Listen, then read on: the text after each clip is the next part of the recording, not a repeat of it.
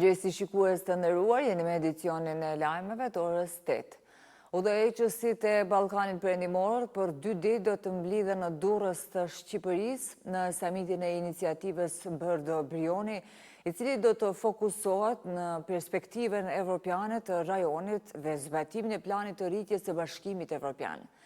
Gjatë 2 ditëve, në fokus të diskutimeve pritet jenë çështjet që prekin rajonin si dhe proceset integruese të Ballkanit Perëndimor.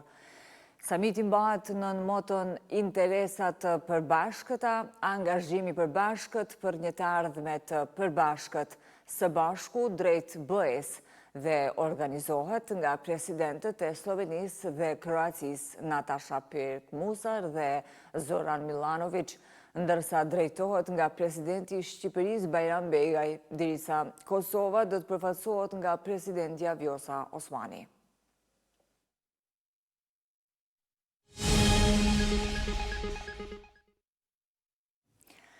Sot do të mbahet seanca shqyrtimit gjyqësor ndaj Naim Murselit, Granit Plavës dhe Kushtrim Kokallës, të akuzuar për përfshirje në vrasjen e Liridona Ademajt. Në seancën e fundit u dëgjua dëshmia e ekspertit të psikiatrisë, i cili kishte kryer ekzaminimin psikiatrik ndaj të akuzuarit Naim Murseli. Sipas ekzaminimeve që janë bërë, është konstatuar se i dyshuari Naim Murseli nuk ka çrregullime të shëndetit mendor, as në formë të përhershme e as të përkohshme. Liridona Ademaj u vra me datën 29 nëntor të vitit 2023, rreth orës 20:25 minuta, në rrugën Dalip Alshiqi, në fshatin Bërnis të Prishtinës.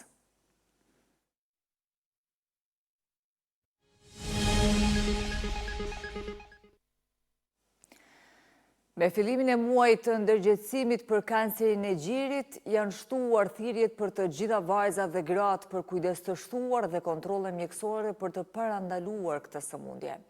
Sipas statistikave, 1 në 8 gra preken nga kanceri i gjirit. Prandaj, është jetike informimi dhe ndërgjegjësimi për kontrolle. Të dhënat e regjistruara si vjet nuk dallojnë shumë nga ato të vitit paraprak.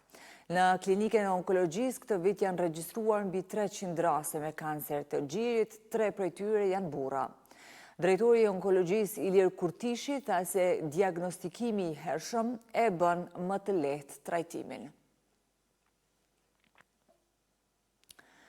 200 familje në nevojë do të përfitojnë nga masa për izolimin e shtëpisë dhe masa të tjera të eficiencës deri në vitin 2027. Kjo mbështetje do të ofrohet si rrjedhoje e marrëveshjes mes qeverisë së Kosovës dhe asaj të Danimarkës për përkrahje në fushën e energjisë, që do të zbatohet nga UNDP në partneritet me Fondin e Kosovës për eficiencë të energjisë dhe Ministrisë së Ekonomisë.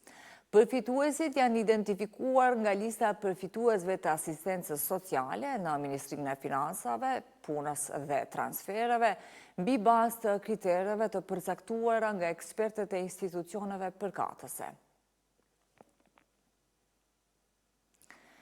Biblioteka Kombëtare e Kosovës Pjetër Bogdani organizon edicionin e 22 të javës së bibliotekës, që këtë vit merr për masa ndërkombëtare.